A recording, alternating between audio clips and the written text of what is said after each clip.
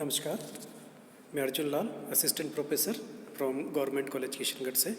आज हम marketing subject के अंतर्गत बात करेंगे क्लासिफिकेशन ऑफ प्रोडक्ट, उत्पादों का वर्गीकरण के बारे में डिटेल से चर्चा करेंगे कि उत्पादों का वर्गीकरण किस प्रकार से किया जाता है और उसमें कौन कौन से पॉइंट्स आते हैं। तो उत्पादों के वर्गीकरण का जो विवेचन होता है तो उस प्रकार से आता है। इसके अंतर्गत सबसे पहले बात करते हैं औद्योगिक उत्पाद के बारे में। तो औद्योगिक उत्पाद के अंतर्गत आता है सबसे पहले इसके अंतर्गत औद्योगिक उत्पाद, इंडस्ट्रियल प्रोडक्ट्स। औद्योगिक या व्यावसायिक संगठनात्मक उत्पादों एवं माल से आशय उन वस्तुओं एवं सेवाओं से है जिनके उपयोग द्वारा अन्य वस्तुएं निर्मित या उत्पादित की जाती है अथवा सेवाएं प्रदान की जाती है। तो बात करते हैं औद्योगिक उत्पादों के जो निम्न भागों में विभाजित किया जा सकता है। तो पहला आता है इसमें कच्चा एवं अर्ध निर्मित उत्पाद, raw and semi finished product. वे उत्पाद जो खेतों, खानों एवं वनों से प्राप्त होते हैं कच्चे उत्पाद कहलाते हैं। इनमें विभिन्न प्रकार के उत्पाद सम्मिलित होते हैं जैसे गेहूँ, चना, मटर, दालें, वनों की लकड़ी, खनिज तेल, समुद्री उत्पाद, कोयला, सोना, चांदी, लोहा एवं रासायनिक पदार्थ। ये सभी उत्पाद निर्मित उत्पादों के कच्चे उत्पाद या कच्चे माल के रूप में प्रयोग में लाए जाते हैं, लेकिन इनकी क्रय विधि में भिन्नता होती है। यदि कच्चे माल की लागत एवं कुल उत्पादन लागत में एक छोटे से भाग का प्रतिनिधित्व करती है तो ये प्राय ऐसे कच्चे माल की पूर्ति मध्यस्थों के माध्यम से की जाती है। इसके बाद नेक्स्ट पॉइंट आता है औद्योगिक उत्पाद में कढ़ाई के उत्पाद। ये भी उत्पाद होते हैं जिन्हें निर्मित उत्पादों के रूप में देखा जाता है और जिनके रूप में परिवर्तित किए बिना निर्मित उत्पादों के प्रयोग में किया जाता है। उदाहरण के लिए जैसे टेलीविज़न के स्पीकर, कैबिनेट, स्कूटर के स्पार्क प्लग, टायर ट्यूब, चद्दरें, बॉयलर, विद्युत छड़ें। तो ऐसे उत्पादों को प्राय औद्योगिक उपयोगकर्ता प्रत्यक्ष रूप से निर्माताओं से क्रय करते हैं और अन्य उपयोगी वस्तुओं में लगा दिया जाता है या जड़ दिया जाता है। जैसे इस्पात के ट्यूब को मोड़कर साइकिलों में के ढांचे बनाए जाते हैं। धातु की चद्दरें संदूक एवं ट्रंक वगैरह बनाने में काम आती हैं और बॉयलर भी चद्दरों से बनते हैं। नेक्स्ट पॉइंट, उपकरण उत्पाद। ऐसे उत्पाद जिन्हें कल कारखानों में स्थायी तौर पर अथवा एक लंबी अवधि के लिए संस्थापित किए जाते हैं उन्हें उपकरण उत्पाद कहते हैं। जैसे कारखानों का भवन, प्लांट, साज सामान, छोटे बड़े यंत्र, कल पुर्जे, दफ्तर के सामान। नेक्स्ट पॉइंट, आपूर्ति उत्पाद। आपूर्ति उत्पाद वो होते हैं जिनकी आवश्यकता औद्योगिक उपयोगकर्ता की निर्माण प्रक्रिया में होती है, लेकिन वे निर्मित उत्पादों के भाग नहीं होते। इनमें कोयला, तेल, विद्युत शक्ति, पेट्रोल, डीजल, मशीनों के कलपुर्जे, नट बोल्ट, चिपकाने वाले पदार्थ एवं दफ्तर में काम आने वाले स्टेशनरी आदि को सम्मिलित किए जाते हैं। नेक्स्ट पॉइंट आता है परिचालन उत्पाद। ऐसे उत्पाद जो उद्योग, निर्माण एवं परिचालन प्रक्रिया में सुविधा प्रदान करते हैं किंतु अंतिम उत्पाद का हिस्सा नहीं होते, उन्हें परिचालन उत्पाद कहते हैं। नेक्स्ट जैसे मशीन का तेल, ग्रीस, दफ्तर में काम आने वाली स्टेशनरी आदि। नेक्स्ट पॉइंट, प्रबंध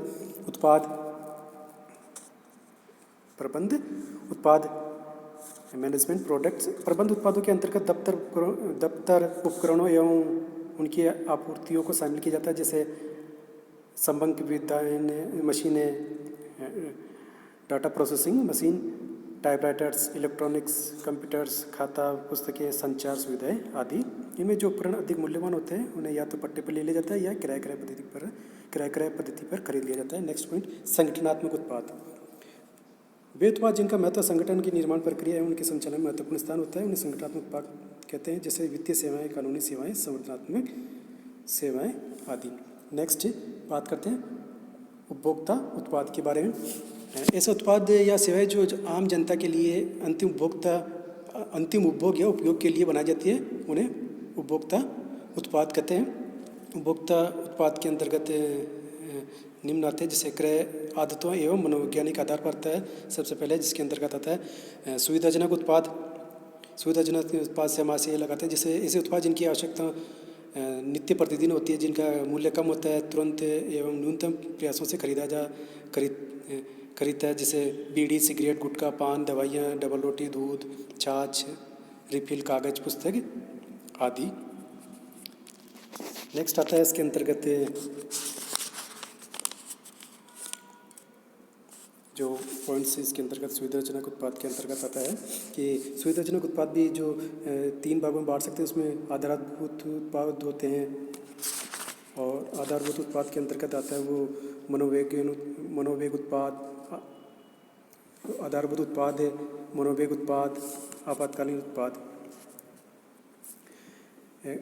क्रय आदतों एवं मनोवैज्ञानिक आधार के आधार पर दूसरा पॉइंट आता है सौदा उत्पाद। सौदा उत्पाद में भी ऐसे जो ऐसी वस्तुओं से लगाते हैं जिन्हें क्रय करते समय उपभोक्ता उनकी कीमत, किस्म, आधार, रंग, डिजाइन आदि से के आधार पर विभिन्न निर्माताओं से तुलनाएं करते हैं।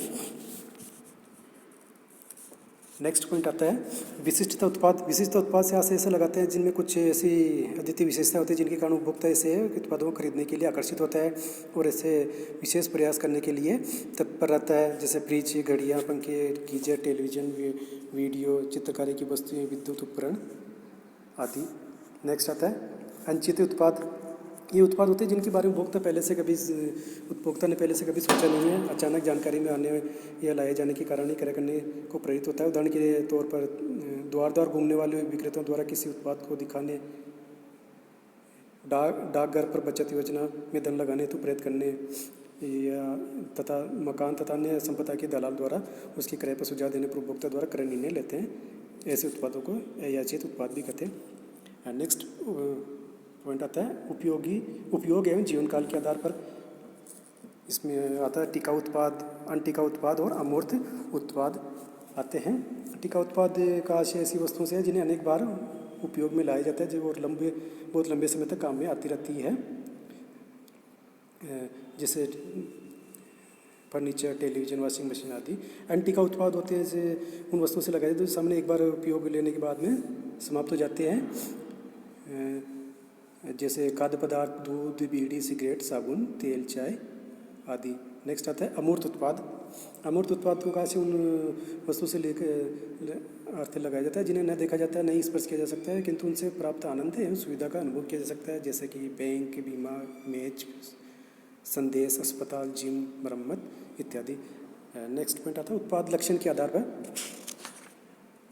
उत्पाद लक्षण के आधार पर उत्पादों के उपयुक्त जो उपभोक्ताओं के खोज प्रक्रिया विपणन सम्मिश्रण के बीच संबंधों को व्यक्त करने में असमर्थ होते हैं। इस समस्या का निवारण करने के लिए भी उत्पादों को उत्पाद लक्षण के आधार पर विकसित किया जा सकता है, जो उसमें आता है लाल उत्पाद आता है, पीले उत्पाद आता है, नारंगी उत्पाद आता है। तो लाल उत्पाद ऐसे होते हैं जिनका मूल्यांकन नीचे है। ऐसे उत्पादों को विपणन के लिए विपणनकर्ता को चाहिए कि वैसे दीर्घ वितरण माध्यम एवं व्यापक स्तर पर विज्ञापन का प्रयोग करें। नेक्स्ट आता है पीले उत्पाद।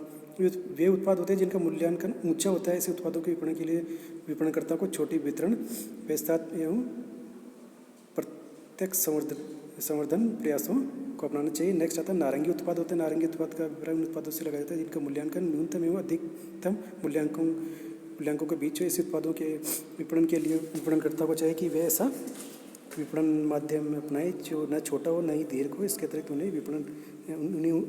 उन्हें संवर्धन के लिए विज्ञापन एवं व्यक्तिगत विक्रय तरीकों को भी विस्तृत रूप से अपनाना चाहिए। तो आज की क्लास में हमने बात की थी क्लासिफिकेशन ऑफ प्रोडक्ट के बारे में। तो आज की क्लास में इतना ही। नेक्स्ट क्लास में नेक्स्ट टॉपिक के बारे में चर्चा करेंगे। Thank you.